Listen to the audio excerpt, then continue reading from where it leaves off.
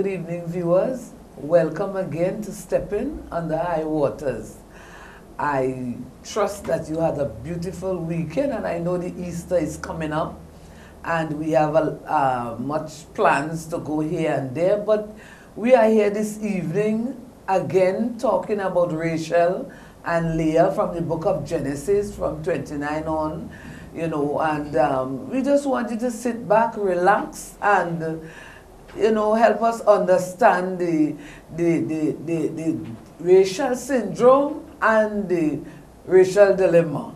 Last week we spoke about both sisters, the different aspects of their lives, but this evening we just want to share on Rachel alone. So thank you for viewing, and many of you knows my guests, some of you may, but on my right here is my sister Carleen Henry Burrell, and on my left is Pastor Rex Henry. Welcome to Stepping on the High Waters. Thank you. And as I said, we're going to explore the racial syndrome and the racial dilemma. So we just want to go straight ahead. Pastor Rex. Thank you. Well, let's put the thing in a setting, a background. Let's, for those people who don't know the story. Yes. The woman is, Rachel is in the field. She is minding her sheep. Yes. The neighbors are pointing out a man to her. And the man comes up and hugs her, squeezes her, starts to cry. Minding her own business. Yeah, starts to make a certain noise. Yes. And things while she's at this well. He explains that he's a cousin, and that he is on his way looking for her father, and she leaves him there all excited, runs, goes home, gets daddy, comes back, they take the man, they carry him back into the house. And Rachel is, in all the excitement, trying to figure out who this man is, and they eventually find out the man is there to visit them. Okay. And in the visit, okay, we find out... So that could be a strange thing. Yes. So, the father eventually finds that the man staying. You know, we're going back home. Yes. And so he finally asks him, you know, what's your business? What do you want? What it is that you're after? And the man says he came to look for a wife and he wants to marry. His mother sent him to marry a woman of this area, and in particular, preferably a woman of their bloodline. So this is her second situation. First situation of meeting the stranger. The second situation a month later is to find out that the man wants to marry, and he wants to marry her. Oh, okay. Right. So she gets to in this male-dominated world, she gets to sit down and listen to daddy and the man negotiate the terms of this wedding. And I guess to some extent that he had already figured out that she was interested. And they negotiate the arrangement. They find out that the man is willing to work for 7 years.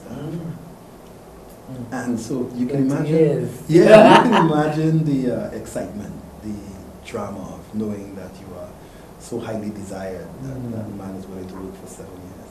And in this background, you could imagine that over the next 7 years, they had a lot of time to talk, to find out from his background, what his dream, what his goals. And she would be intention. Yeah, so in this 7 years, you have time to sit down and feel and ask him about his personality and maybe fall in love. That's right. You know, and the romance of falling in love and the years, and he would tell you about what she's going to do after they get married, and you know where they would like to live, and you know they have 7 years to cultivate this romantic situation, and it's fantastic until the next step happens. And the next step is that there's a wedding date set, and everything is going fine, and you know everything is all excited. All the neighbors are called, and everybody's invited to the wedding. And the feast is there, and she gets to pick out her dress, and she gets to put up her tiara, or she thing on she head, and she crown, and she veil, and all that. And then somebody kidnaps her in the night of her wedding. You know, tie her up probably, lock up in her room. You know? And then on your wedding night, after you wait 7 years and things, you know, what's happening? What's going on? You know? And what's this? What's the meaning of this? Yeah, maybe they even put a gag in her mouth because there's family around and nobody want her to hear she screaming because you know, as we saw in the movie, you know. Yeah, be screaming and top of your voice and you know, let me out, who's doing this and stuff. And then she wakes up in the morning to find out her sister is married to her husband. She's traumatized. The man is traumatized.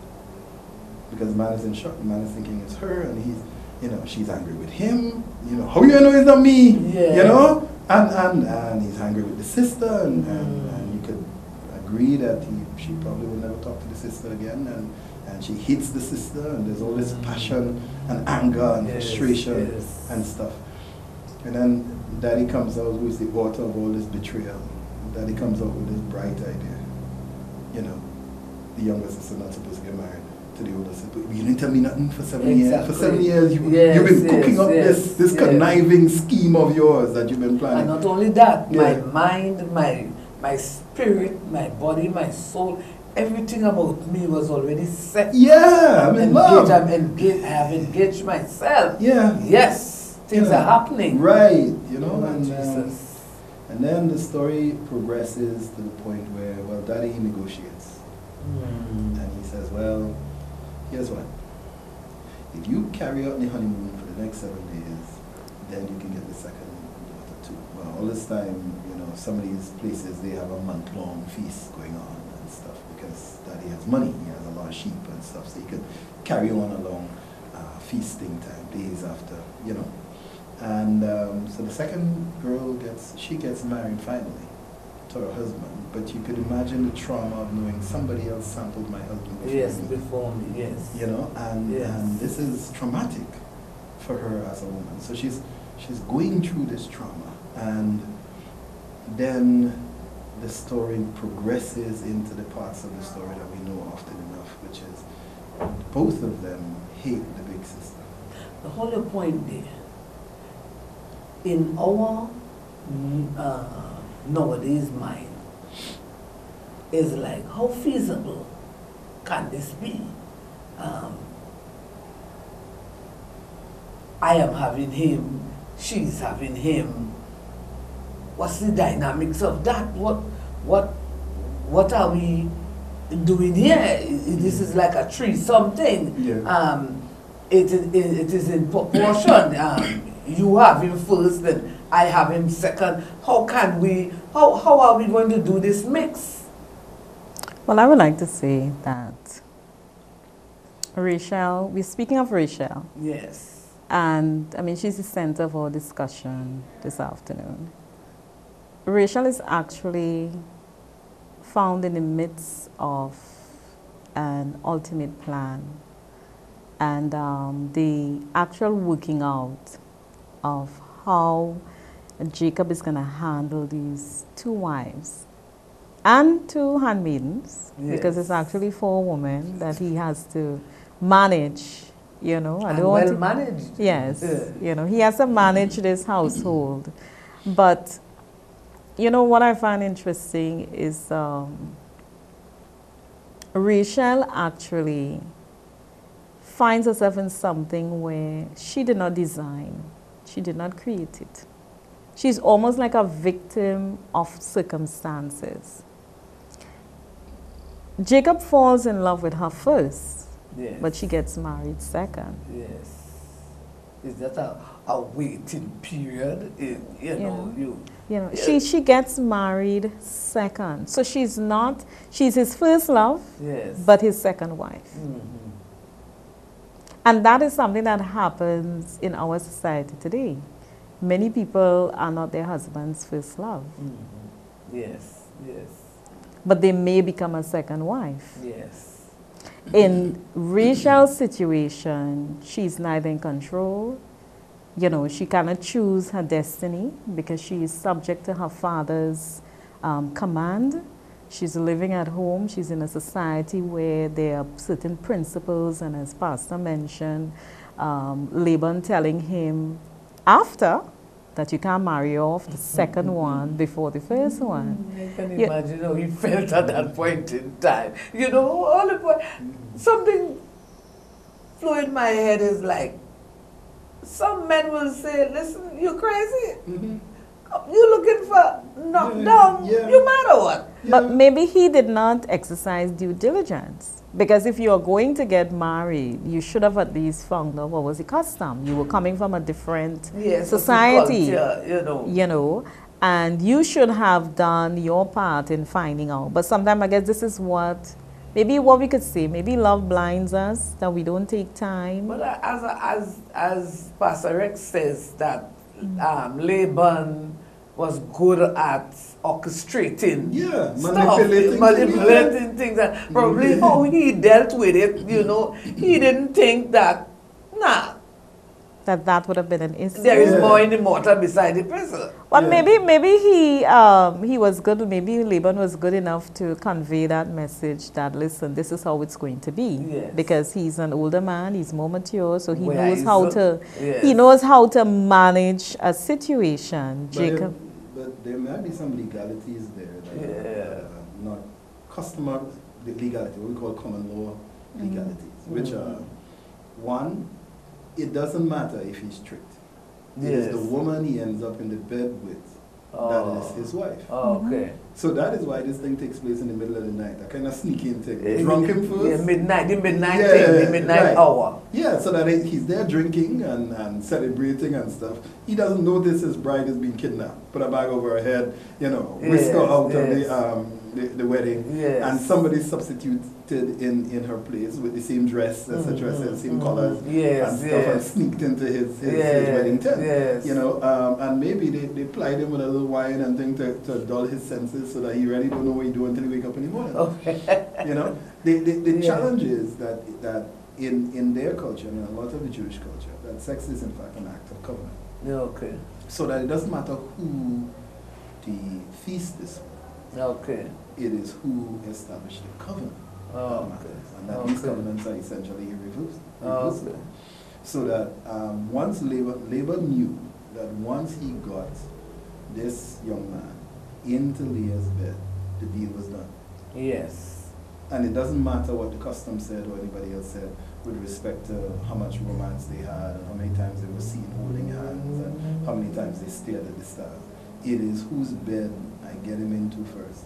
It's like the cliche, if I could call it that we say, we seal a deal with a meal. Yeah. You seal, you go out to dinner, lunch, or breakfast, whatever, and you seal a deal with a meal. So probably that's how he orchestrated that, engineered that whole stuff. Because there are some types of covenants in this story. One of those is in the Old Testament, a covenant with salt is something that holds weight. Yes. This is a sexual covenant. Yes. It merges the families, their witnesses to see the thing. Laban orchestrated the thing and set the thing up in such a way that with the witnesses being present and the right girl in the bed, Jacob has no backup position. That's right. You understand? So he's backed in a corner. And his excuses, you can't put the younger one in front of the older one. Okay. But this is a setup. Yes. Well, it may be seen as an excuse, but he would have been working with custom. Yeah. Maybe his method may have not been what people call palatable, but he has to get some things done. And that's the bottom line. He has a household to manage. He has daughters to take care of. And probably to marry off. Yes, he has these things to do, Yeah. Because there is that ugly situation people have in their closet. Yes. This is how they describe. This is really how the story is described. It talks about Rachel being beautiful and the ugly story in the closet. Yes. She's out in the field. There's no mention of her being out there doing anything. She's not a social... The girl that gets sneaked into Jacob's bed is not somebody Jacob even considered marrying. Yes. She's not in the visible space. She's not in public domain. She is that ugly little secret that the pretty girl had at home locked up. A secret where you can imagine the sense of betrayal that she feels, because if you have somebody in your life that you feel sorry for, yes. you know they're never going to marry, you know it's never going to like them. So you go home and you start sharing your stories, maybe boasting a little bit about what Jacob told you this week, and when he told you about his family, and he told you about his parents, and he told you about this, and they're telling this sister home all this stuff. And she becomes like your confidant, your go-to person about your stuff. So you can imagine the trauma when this person that is not supposed to have any hopes or expectations steal your man. But hear this again. When things like those happen, probably mommy and daddy, in the quietness of in the night, they might say, "What are we going to do, boy?" Yeah, but this girl. What are we going to do? The other one is beautiful, and this is the one, she's probably working hard, and nothing seems to be happening. And, you know, probably mommy could be there catching a fit and saying, "Laban, we need to do something, we need to do something." And probably he sat down one day and said, "Listen, I know what I will do. That man who passed across my field comes to my house. I am going to make a stand, set up a standard that she is to go to. Yeah. She's to go to. We must do something because we don't want her on our hands feeling all ugly and betrayed and good for nothing, as the, you know, the long time people would say. You know, sometimes these things happen, you know. Yeah. But there's another part to that, the background, I think, that is going to inform the discussion, which is the fact that this is the time when family is important, where the size of your family can make the difference between life and death. The issue of the Rachel syndrome is the idea that Rachel is like the modern woman. Okay. She's coming into a situation where she's in love. Yes. She comes into a situation where she is looking for the romance. She's looking for the, I'm going to spend the rest of my life with him. He came in on a white camel and he's going to carry me off into the sunset, you know. Yes, yes. She is a businesswoman, yes, because we see her handling the sheep, and later on we see when the father wants to change her husband's wages, he takes sheep and gives it to her brother. So she's running the family's business just like her brothers are doing her business. And so that she is not the just a wallflower. She's a beautiful woman, she's popular. Yes. She is probably doing her own business, she's trading, she's out there interacting with people. She probably can get any man she wants because she's on demand. She has a combination of all those features working for her. Yes. And this new guy comes into town, he's into sheep, she's into sheep. Yes. So they're in the same kind of business. So they have a lot of time. And there's something that I would like to throw into the mix. While he's working to get her hand, she's his boss, because she is the daughter of the boss. Can you imagine? Yes. You want to get married to an employee, you know? Just Sheep, yeah. You know. Yeah, but he is, technically, Jacob would be working for her. Yes. You know, not just working for her hand, but working as an employee of her for the next 7 years. And you can imagine the dynamic of, you know, coming along sometimes just to jib him, you know, and rib him a little bit. And tell him, boy, move that. Yes, carry yes, this, go up there, yes. You know, and there's some of that dynamic I think that would help to cement and her expectation. Okay. The syndrome comes along when a woman goes into a situation with false expectations. Okay. A syndrome comes along when you can conduct your life, you're very popular. Everybody likes you. You have these expectations that are not God's expectations. Yes, yes. You have these perceptions of what is success, perceptions of what is what your life should look like. And these things kind of frame the background of this story of what God is about to do in her life. And I think the details of the hand of God is now seen in this story, in how does God move this person who is an idolatress, who has no real faith, who is very comfortable with all the material things that she has grown up with, money, wealth, popularity, servants, etc., etc., and beauty. Yes. And has a business. Yes. How does God move you from there to where you need to be, where you arrive at a place where you have a single vision, a single household that you have? Oh, Jesus. Viewers, if you are now tuning in to us, we are exploring the racial syndrome, the racial dilemma from Genesis, and we are just exploring the different aspects of what happened in the racial life concerning Jacob. And you know, Pastor Rex was talking about the different aspects of different syndrome that went through with her, with the father and the husband to be. And at this time, because you know, time runs so fast, we just want to ask Carleen to give us a little bit of the racial dilemma before our time expires on us. Well, we see Rachel is, as Pastor said, she's beautiful. Yes. She's a modern day woman. Yes. She can handle her business. Jacob meets her busy. She's not idling away. Yes. She was actually described as the person who kept the father's sheep. So she's out there doing her due on a normal day-to-day basis. And she would have had expectations for herself based on her situation. A normal woman, she's beautiful, she's well-favored, she's well-liked. Yes. She has no negatives, you know. So she has no concerns about struggling through life.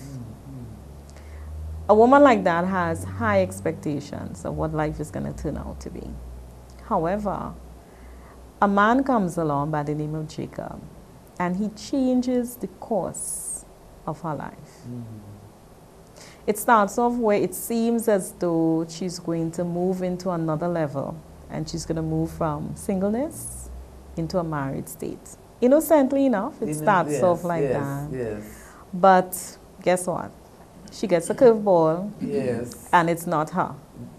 The first time around, after the 7 years. Yes, yes. So she waits, you know, for that, how should I say, for that fullness of time. Yes. And it happens the second time around, at the end of the next 7 years. You know, when Jacob asks, give me my wife, because he has worked that 14 years. For one woman. Hard. For one woman, Yes. For one woman. Most men are not even working 6 months. Oh. You know, but he works 14 years. It's recorded. And Pastor can attest to that. Yes. You know, and life just changes for her. You know, so she's now in a situation where, as I said earlier, first love but second wife. She's not the first wife. She has Jacob's heart, you know, because he loves her more than Leah. Yes. But she's still the second wife. And she's now in a dilemma because the first wife is her sister. Yes. How does she now balance being a good sister and at the same time cutting a path for her own life? Because each of us have to cut a path for our own lives. And the challenges of life cause us to sometimes be in some precarious situations where we are not sure what to do. We're between a rock and a hard place. If I support my sister, Leah, it is to my detriment. Yes. Because I'm not going to get to shine. Yes. I'm not going to get to do what I need to do. At the end of the day, I'm the second fiddle. I'm second. I'm second. You know, and nobody wants to be second. second. You know, nobody wants that. No one. You know, and what is interesting is that as the story evolves, you know, Leah starts to bring forth her children. Rachel's womb is closed up. We start to see some things in Rachel. You know, we start to see some attitudes. Yes. We start to see some mannerisms. Of course, I'm beautiful. You know? Yes. And one of the things we see is in Genesis chapter 30, verse 1. Yes. Genesis chapter 30, verse 1 reads, "And when Rachel saw that she bare Jacob no children, Rachel envied her sister." So we see envy Yes. coming up. Now, Yes. Jacob couldn't see this prior to, because there was no situation to allow for this to come out. So now it's coming out. And said unto Jacob, give me children, or else I die. Rachel has now taken a position where she's no longer allowing God and God's will to have the preeminence. It's gotten personal. It has gotten personal. This is now a fight now. It is now a battle. And the irony of the situation is she was the one with the upper hand all the time, because she was the beautiful one. She was the well-favored one. She was the popular one. She was the one who everybody said, you know, I can see you marrying the president, or I can see you, you know, stepping in royalty. Yes, because she's well put together. Of course. You know, nothing is wrong. There's no flaw. You know, she's the person who is geared for stardom. But now, she's battling for her own dignity. Because now her sister, the tender-eyed one, has taken the spotlight. Because she has something that Rachel doesn't have. Oh, Jesus. She has children. Oh, Jesus. And 4 of them by this time. And that beautiful romance between Jacob and Rachel actually moves on a different level. And you know, sometimes we are married, and before we get married, it's all glorious. Yes. It is just a glorious thing, you know. And you believe is God, and you know is God, because after all, Jacob is a man who God is talking to. I mean, he's made promises to God. He's come from a royal line. Definitely. So this woman has to be, you know, if I want her so much, and we like to see, you know, God gives us the desires of our hearts. If I like her so much, then this must be God. Things are changing. The Bible says, and Jacob's anger was kindled against Rachel, and he said, am I in God's stead, who had withheld from thee the fruit of thy womb? Oh, Jesus. Viewers, we are out of time, but not out of words. So we are going to continue the racial syndrome, the racial dilemma. So be good, be blessed. Allow God to favor you. The spotlight may be looking great for Stella and not for Martha, but hey, each and every one of us, we are in the palm of his right hand. So you stay blessed, stay great until we meet again. Know who you are in Christ. Bye for now.